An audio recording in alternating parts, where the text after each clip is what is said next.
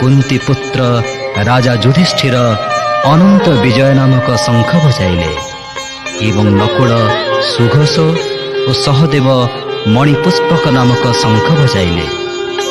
बड़ धनुधारी काशीराज, महारथी शिखंडी, धृष्टद्युम्न, विराट राज, अजय सात्वकी, द्रुपद राज, द्रौपदी पुत्र, सुभद्रा पुत्र महाबाहु अभिमन्यु ये समस्ते हे राजन निज निज शंख बजाइले। पृथ्वी और आकाश को प्रतिध्वनित करदेउथुवा से भयंकर नाद हृदय को बिदारी देला।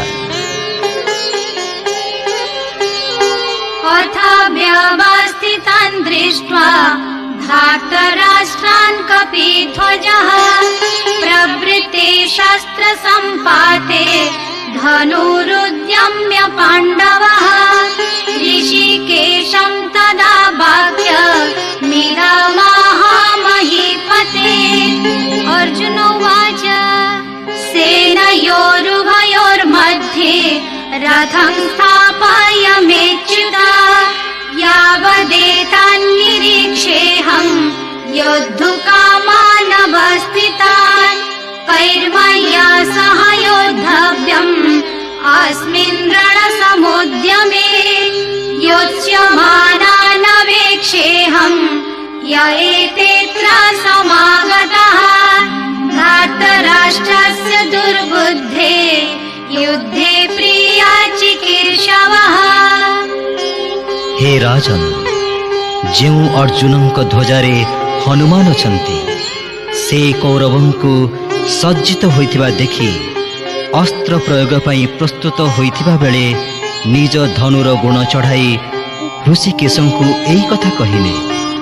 अर्जुन कहिले, हे अच्युत, मो रथकु दुई सेनांक मझिरे ठिया कर, जद्वारा युद्ध कामना रे ठिया होइथिबा लोकमानंकु मु देखिबी एवं ए संग्राम रे मते केउ मानंक सहित लड़िबाकु हेबो ताहा जानिबी। दुर्बुद्धि संपन्न दुर्योधनर युद्ध रे हित करिबाकु इच्छुक जेउ योद्धा माने एकत्र होइचंती सेमानंकु मु टिके देखे तो भला।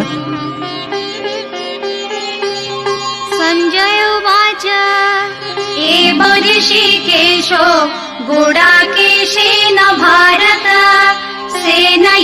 सेनयोरुभयोर्मध्ये स्थापयित्वा रथोत्तमम् भीष्मद्रोण प्रमुखतः सर्वेषां च महीक्षितान् उवाच पार्थ पश्यैतान् समवेतान् कुरुनिति तत्र पश्यत् स्थितान् पार्थः पितृनाथ पितामहान् आचार्यान् मातुलान् भ्रातॄन् पुत्रान् पौत्रान् सखींस्तथा श्वशुरान् सुहृदाश्चैव सेनयोरुभयोरपि तान् समीक्ष्य स कौन्तेयः सर्वान् बन्धून् अवस्थितान् कृपया परयाविष्टो विषीदन्निदमब्रवीत्।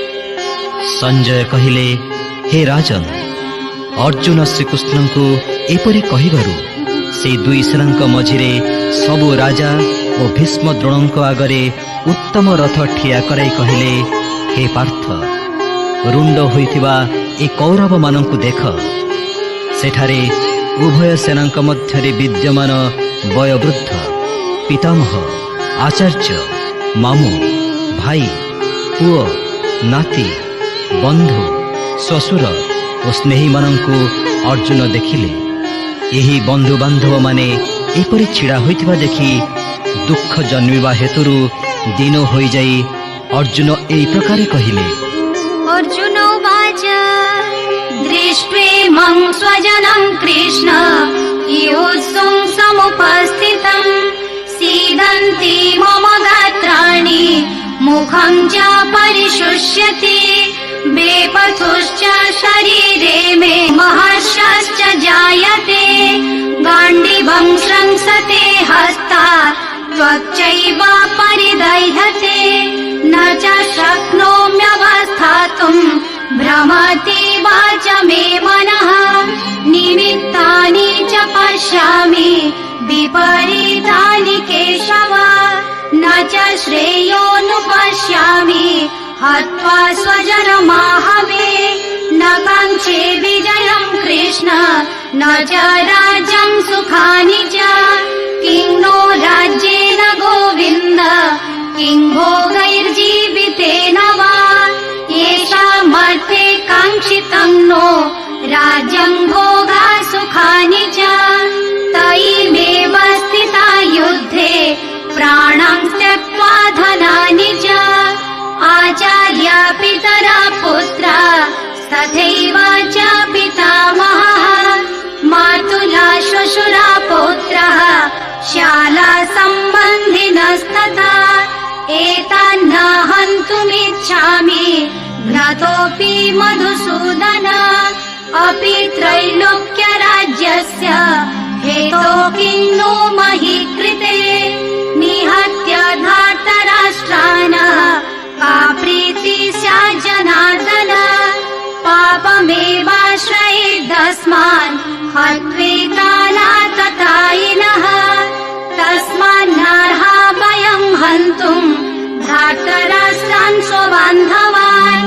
स्वजनं हि कथं हत्वा सुखिन स्याम माधव यद्यपेते न पश्यन्ति लोभोपहत चेतसः कुलक्षय कृतं दोषं मित्रद्रोहे च पातकम् न ज्ञेयमस्माभिः पापादस्मान्निवर्तितुम् कुलक्षय कृतं दोषं प्रपश्यद्भिः जनार्दन कुलक्षये प्रणश्यन्ति कुलधर्मा सनातनः धर्मे नष्टे कुलं कृष्णम् अधर्मोऽभिभवत्युत अधर्माभिभवात् कृष्ण प्रदुष्यन्ति कुलस्त्रियः स्त्रीषु दुष्टासु वार्ष्णेय जायते वर्णशङ्करः शङ्करो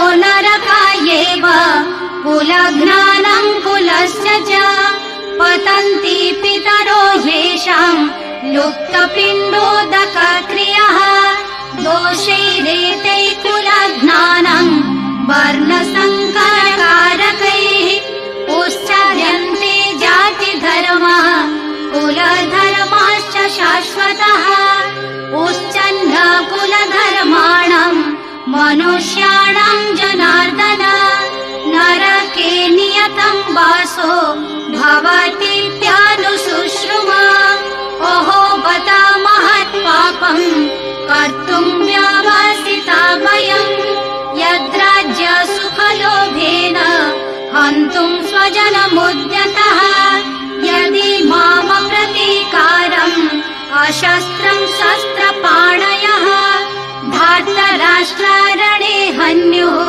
तन्मे क्षमातरं भवेत् सञ्जय उवाच एवमुक्त्वार्जुनः सङ्ख्ये रथोपस्थ उपाविशत् विसृज्य शशरं चापं शोको संविघ्नमानसः अर्जुन कहिले कृष्ण युद्ध करिवार इच्छारे एकत्र होइथिबा ए स्वजन स्नेही मानंकु देखि मो अंग प्रत्यंग शिथिल हो जाउछि पाटी सुखी जाउछि देह थरुछि ओ लोम टांकुरी उठुछि हाथरू गांडीब खसी पड़ुछि चम पोड़ी उठुछि मुठिया ही रही पड़ुनी कारण मोर मुंड भ्रमुछि एहा उपरंतु हे केशव मु तो विपरीत लक्षण देखुछि युद्धरे स्वजनंकु मारिबारे कौनसी श्रेय देखु नहीं सेमानंकु मारी मु विजय चाहे नहीं मोर राज्य लोड़ा नहीं किंबा सुख लोड़ा नहीं हे गोविंद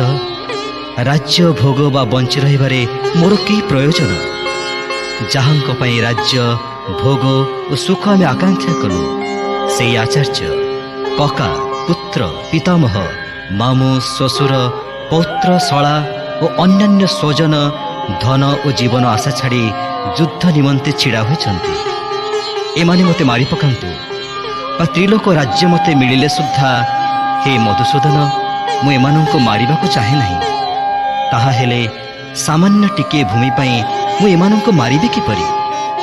हे जनार्दन, धृतराष्ट्रंक पुत्र मानंको मारी मोर कि आनंद हब? ए आतताई मानंको मारिले आमर पाप ही हब।